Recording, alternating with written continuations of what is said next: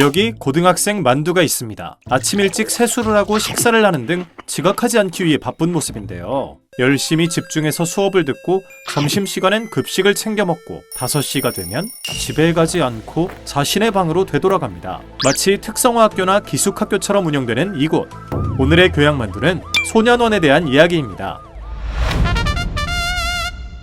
이야기를 시작하기에 앞서 소년원과 소년교도소의 차이를 살짝 짚고 넘어갈게요. 소년교도소는 말 그대로 교도소입니다. 만 19세 미만 청소년이 죄를 지으면 소년법에 따라 형사처분 혹은 보호처분을 받는데요. 그중 만 14세 이상이며 살인, 강도, 성폭행, 방화 등 범행 동기와 죄질이 무거울 경우 형사재판을 받고 소년교도소에 가게 되죠. 최고 15년형까지도 받을 수 있는데 당연히 전과 기록이 남고요. 만약 수용 중 19세를 넘기게 되면 23세가 되기 전까지 소년교도소에 머무르다가 성인교도소로 이감됩니다. 현재 우리나라에 소년교도소는 2곳이 있습니다. 경상북도 김천시에 있는 김천소년교도소, 그리고 서울 남부교도소 안에 있는 만델라 소년학교인데요. 이곳은 보안이 필요한 국가시설로 분류되기 때문에 지도에도 제대로 뜨지 않습니다. 실제로 검색해보니 교도소 근처 사거리만 나오네요. 반면 소년원은 외관부터 교도소와 다릅니다. 공식적으로 중고등학교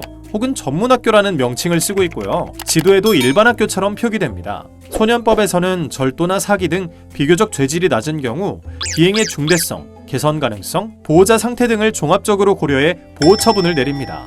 여기서 8호, 9호, 10호에 해당하면 최단 1개월, 최장 2년의 기간 동안 소년원에서 지내야 하고요. 우리나라엔 현재 총 10개의 소년원이 있는데요. 이 중 8곳이 남자 소년원이고 2곳이 여자 소년원이고요. 소년원은 교도소와는 달리 전과 기록이 남지 않습니다. 그리고 수업을 들으면 출석 일수를 인정받아 정규 학력도 취득할 수 있고요. 중졸의 경우 검정고시를 준비할 수도 있습니다. 그리고 수능날엔 소년원 내에 고사장이 설치돼 수능도 볼 수 있죠.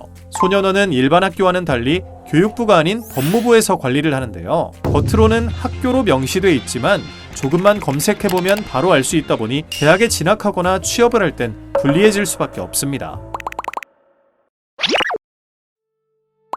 그럼 소년원의 실제 생활은 어떨까요? 우선 기숙사 생활은 필수입니다. 스마트폰, 노트북, 태블릿 등 개인 전자기기는 사용할 수 없고요. CCTV로 24시간 철저하게 지켜보고 있어 탈출은 매우 어렵다고 하죠. 게다가 다들 같은 유니폼을 입기 때문에 밖으로 나간다 해도 바로 잡힐.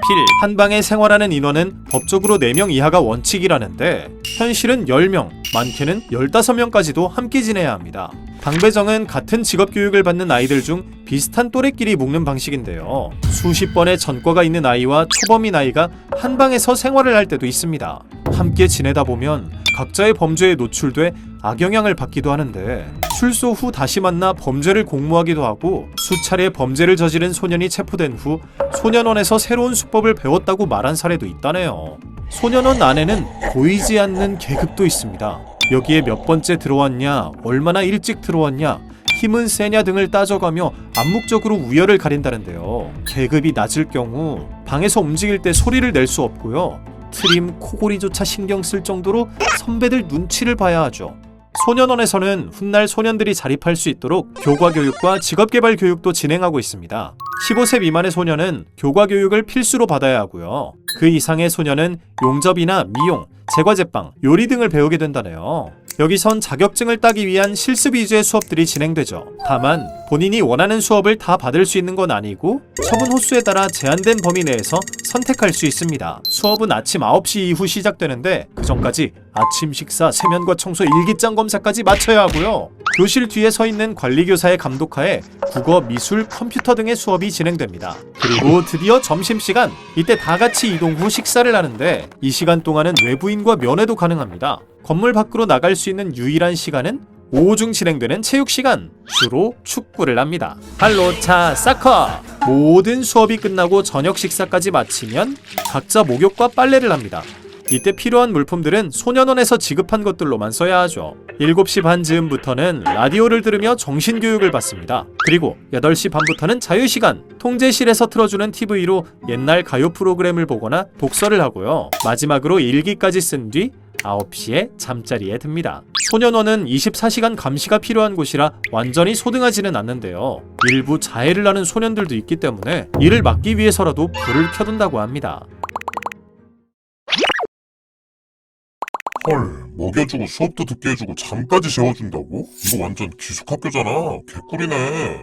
범죄자들한테 이렇게까지 잘해줘야 함? 이렇게 생각하시는 분들도 많이 있을 것 같은데요. 하지만 현실은 그리 녹록치 않은 법. 소년원마다 조금씩 다르겠지만 앞서 말했듯 정원 초과 상태인 경우가 많아서 원룸 사이즈만한 방에 10명, 20명씩 들어가 살아야 하고요. 건물이나 시설이 낙후되어서 생활 환경도 열악하다고 합니다. 전문 인력을 구하거나 제대로 된 교육 프로그램을 진행할 예산도 부족하고요. 아무리 전과가 안 남는다고 해도 학교 이름을 검색하면 소년원인지 아닌지 다 나오니까 대학 진학이나 취업 시 불리할 수밖에 없죠. 애초에 소년원에 가는 청소년들은 보호자가 없거나 가정 환경이 어려운 경우가 많은데요. 전문가들은 소년원 환경이 개선돼야 소년들을 잘 교화할 수 있고 재범도 줄어든다고 분석합니다. 소년범이 성인범이 되지 않도록 하는 것이 장기적으로 사회 전체의 안전 비용을 줄이는 방법이라는 거죠. 소년원이 자신의 죄를 진심으로 뉘우치는 사람에게 개선의 기회를 주는 공간이 되기를 바라며 감사합니다. 교양만두였습니다.